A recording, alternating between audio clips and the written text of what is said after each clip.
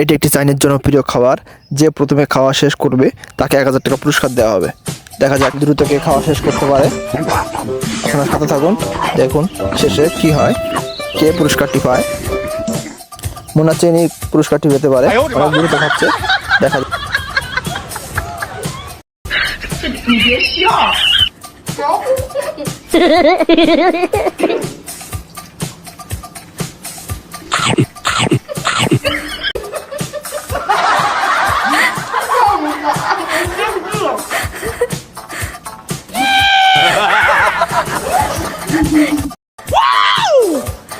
野兔加油！